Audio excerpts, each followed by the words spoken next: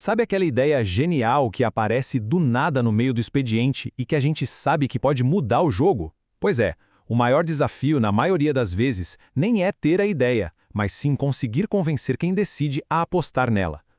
Vamos descobrir juntos como se constrói um business case que transforma essa intuição em um projeto com carimbo de aprovado.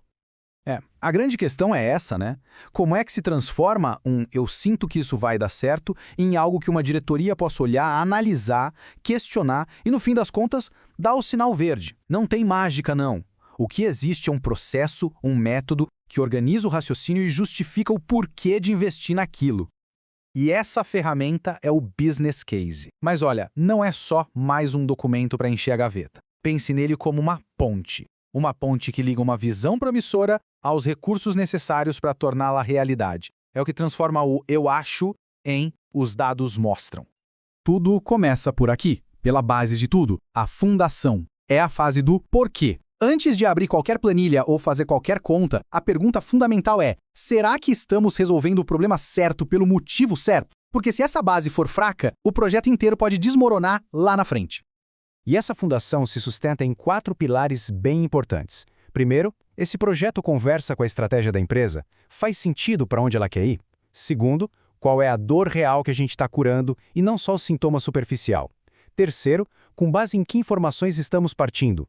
E por último, o que está acontecendo lá fora, concorrência, mercado, que pode afetar a nossa decisão.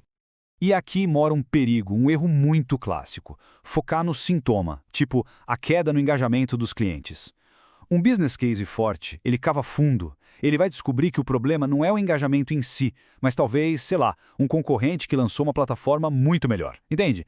Atacar a causa é o que realmente gera um impacto que dura.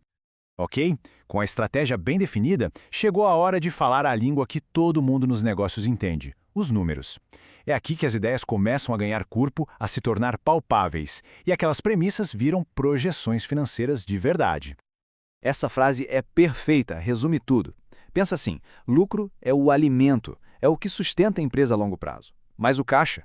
O caixa é o oxigênio, o que mantém a empresa viva hoje. Um projeto pode até parecer lucrativo no papel, mas se ele sugar todo o caixa, pode quebrar a operação. Um bom modelo financeiro precisa garantir que vai ter tanto alimento quanto o oxigênio. Para provar o valor financeiro, o foco geralmente fica em 3 métricas principais, cada uma respondendo a uma pergunta essencial. O VPL, ou Valor Presente Líquido, basicamente questiona: isso de fato gera valor para a empresa? A TIR, a taxa interna de retorno, quer saber: tá, mas qual é a rentabilidade desse investimento?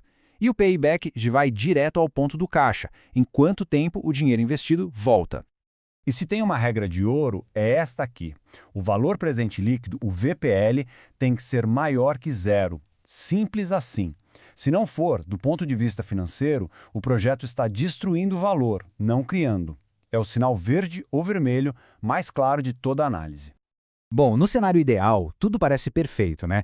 Mas a gente sabe que o mundo real não é uma planilha. E se as vendas não forem tão boas quanto esperado? E se os custos dispararem? Essa é a fase do "e se". É o teste de estresse que separa um plano meramente otimista de um plano realmente robusto. Uma das melhores formas de fazer isso é com a análise de cenários. A gente desenha o caminho realista, o otimista e o mais importante, o pessimista. O objetivo aqui não é criar pânico, mas sim dar um tamanho para o risco. Tipo, qual é o pior que pode acontecer? E mesmo nesse cenário, o projeto ainda para de pé? E além de olhar os cenários completos, tem uma pergunta-chave. Qual é a única variável que, se mexer um pouquinho, pode derrubar o castelo de cartas inteiro?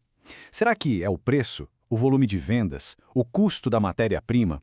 Identificar esse calcanhar de Aquiles mostra exatamente onde a gente precisa focar os planos de contingência. E o projeto foi aprovado. Vitória! Mas calma, o trabalho de verdade está só começando. Um grande business case não acaba na apresentação. Pelo contrário, ele se torna o mapa, o guia, para garantir que todo aquele valor prometido no papel se transforme em resultado no mundo real. E como se faz isso? Com monitoramento constante. A gente define os indicadores mais importantes, os famosos KPIs, e fica de olho no previsto versus o realizado. Essa vigilância permite corrigir a rota bem rápido, sabe? Apagar uma faísca antes que ela vire um incêndio. Agora, quando alguma coisa sai do trilho, o jeito de comunicar faz toda a diferença. Sem enrolação, sem procurar culpados. Essa estrutura de 4 passos é a prova de balas. Diga o que aconteceu, por que aconteceu, qual o tamanho do impacto e, o mais crucial, o que se propõe fazer a respeito. Isso mostra a responsabilidade, mostra que se está no controle. No final das contas, a grande lição é essa.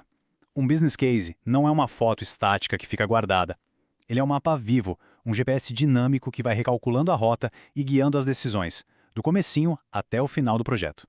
Isso tudo deixa a gente com uma reflexão. Vendo o poder que um processo bem estruturado tem, a pergunta que fica é: qual é o custo real de uma decisão importante que foi tomada só com base na intuição? O quanto uma empresa pode estar perdendo por ignorar esse tipo de rigor? É um risco que vale a pena correr?